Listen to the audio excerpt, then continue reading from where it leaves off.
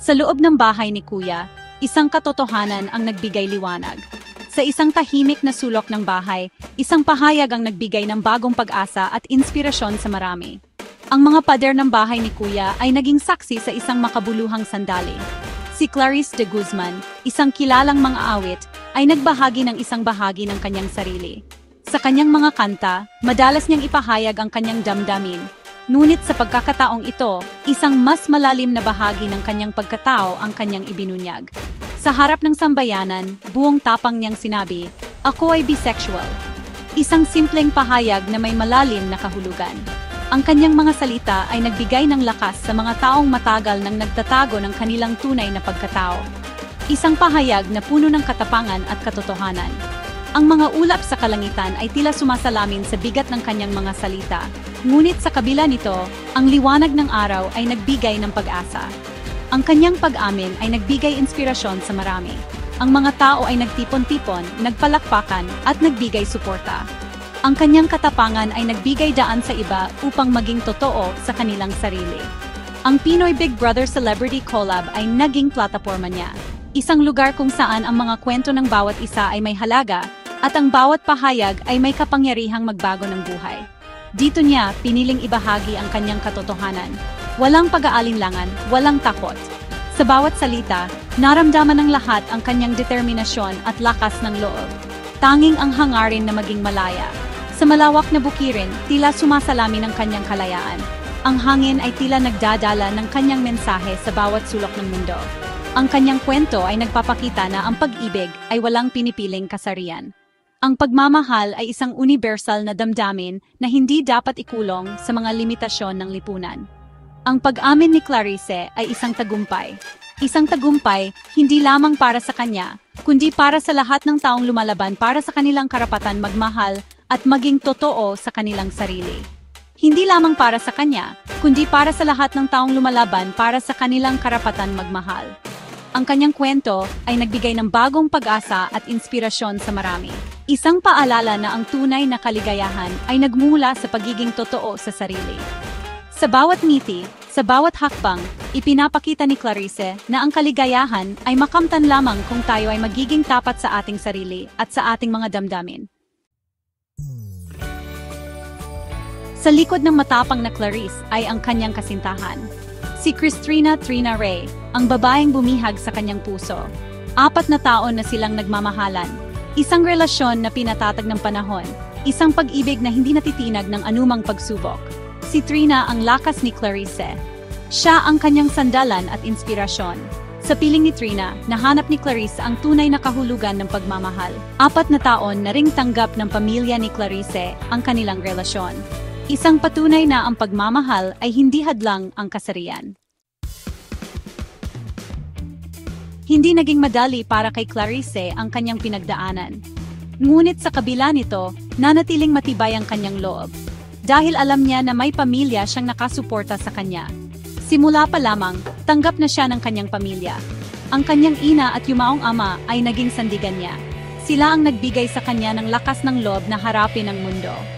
Ang suporta ng pamilya ay napakahalaga. Ito ang nagbibigay ng lakas at inspirasyon sa isang tao. Sa kaso ni Clarice, ang kanyang pamilya ang naging pundasyon ng kanyang pagkatao.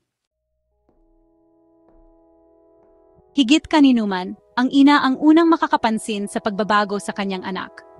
Sa bawat galaw, sa bawat salita at sa bawat tingin, nararamdaman ng isang ina ang mga pagbabago sa kanyang anak. Ang kanilang koneksyon ay hindi may paliwanag, ngunit ito ay tunay at malalim. Sa kaso ni Clarice, ang kanyang ina ang isa sa mga unang nakaalam ng kanyang tunay na pagkatao. Hindi ito naging madali para kay Clarice, ngunit ang kanyang ina ay naging sandigan niya. Sa bawat pag-alinlangan at takot, ang kanyang ina ang nagbigay ng lakas ng loob. At sa halip na husgahan ay tinanggap siya ng buong puso. Ang pagtanggap na ito ay nagbigay kay Clarice ng kalayaan na maging totoo sa kanyang sarili.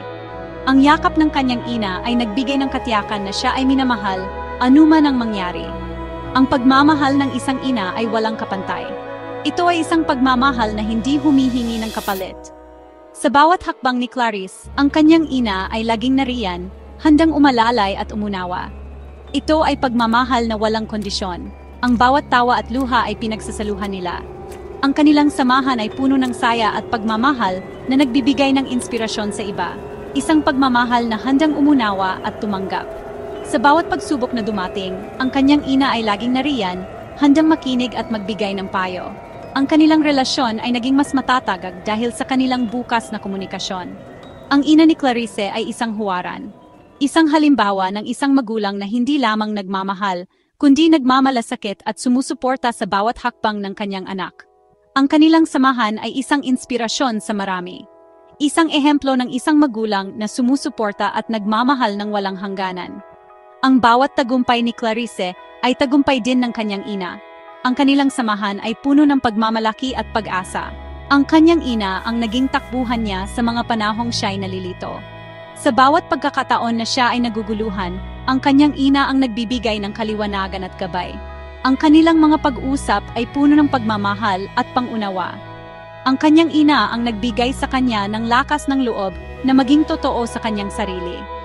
Sa bawat hakbang na kanyang tinatahak, ang kanyang ina ang nagbibigay ng inspirasyon at lakas. Ang kanilang samahan ay isang patunay na ang pagmamahal ng isang ina ay walang hangganan. Kahit wala na ang ama ni Clarice, ramdam pa rin niya ang pagmamahal nito. Alam niyang tanggap siya nito, kahit ano pa man siya. Sa kanyang puso, alam niyang masaya ang kanyang ama para sa kanya. Ang pagmamahal ng isang ama ay hindi nagmamaliw. Kahit wala na sila sa ating tabi, nananatili ang kanilang pagmamahal sa ating mga puso. Alam ni Clarice na ang kanyang ama ay naging masaya para sa kanya. Na kahit ano pa man ang mangyari, ang kanyang ama ay laging nasa tabi niya. Sa loob ng bahay ni Kuya, naging malapit si Clarice kay Michelle D. Si Michelle, na isa ring miyembro ng LGBTQIA community, ay naging sandalan ni Clarice. Ang presensya ni Michelle ay nagbigay ng kapanatagan kay Clarice. May nakakaalam ng kanyang pinagdadaanan. Si Michelle ang naging ate, kaibigan, at kakampi niya sa loob ng bahay ni Kuya. Ang suporta mula sa mga taong nakakaintindi sa atin ay napakahalaga. Ito ang nagbibigay sa atin ng lakas ng loob na harapin ang mundo. Sa panahon ngayon, hindi maitatanggi ang malaking impluwensya ng social media. Sa bawat pag-scroll at pag-like, nagiging bahagi tayo ng isang mas malawak na komunidad. Ang mga simpleng post at komento ay nagiging tulay upang may pahayag ang ating mga saloobin at nararamdaman. Ito ay naging plataporma para may pahayag ang mga saloobin at nararamdaman. Sa pamamagitan ng social media, nagiging mas madali ang pakikipag-ugnayan sa mga mahal sa buhay kahit na malayo sila. Ang mga larawan at video na ibinabahagi natin ay nagiging bahagi ng ating kwento. At sa kaso ni Clarice, naging daan ito upang maipakita ang suporta at pagmamahal ng mga tao sa kanya. Sa bawat mensahe ng suporta at pagmamahal na natanggap niya, naramdaman niya ang init ng komunidad. Ang mga simpleng like at share ay nagkaroon ng mas malalim na kahulugan. Bumuhos ang suporta mula sa mga tagahanga, kaibigan, at kapamilya. Ang bawat isa ay nagpakita ng kanilang pagmamahal at suporta sa kanya.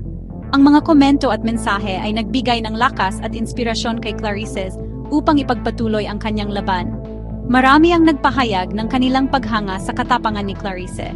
Ang kanyang kwento ay naging inspirasyon sa marami, at ipinakita nito na ang pagmamahal at suporta ay walang hangganan. Ang social media ay naging isang makapangyarihang kasangkapan upang maipakita ang ating pagkakaisa. Ang social media ay naging instrumento upang maipakita na ang pag-ibig ay para sa lahat. Sa bawat post at komento, ipinapakita natin na ang pagmamahal ay walang pinipiling oras at lugar. Ang mga kwento ng pag-ibig at suporta ay nagiging inspirasyon sa marami. Marami ang natuwa sa pag-amin ni Clarice. Ang kanyang katapangan ay nagbigay ng pag-asa sa marami, at ipinakita nito na ang pagmamahal ay laging mananaig. Ang mga simpleng kilos ng suporta ay nagkaroon ng malaking epekto sa kanyang buhay. Marami ang na-inspire ng kanyang katapangan. Ang kanyang kwento ay nagbigay ng lakas sa marami upang ipaglaban ang kanilang mga paniniwala at pagmamahal. Ang social media ay naging isang plataporma upang maipakita ang ating pagkakaisa at suporta, at marami ang nagpahayag ng kanilang suporta sa kanya. Ang bawat mensahe at komento ay nagbigay ng inspirasyon at lakas kay Clarice. Sa panahon ng social media, ang pagmamahal at suporta ay nagiging mas malawak at mas malalim. Ang kwento ni Clarice de Guzman ay isang inspirasyon. Isang patunay na ang pag-ibig ay makapangyarihan. Isang paalala na ang lahat ay may karapatang magmahal at mahalin. Ang kanyang katapangan ay nagbigay liwanag sa katotohanan. Ang pag-ibig ay hindi nakakulong sa kasarian. Ang pag-ibig ay malaya. Ang pag-ibig ay para sa lahat. Maging inspirasyon sana ang kwento ni Clarice sa ating lahat. Maging matapang tayo sa pagmamahal. At huwag nating kalimutang ipaglaban ang ating karapatang magmahal.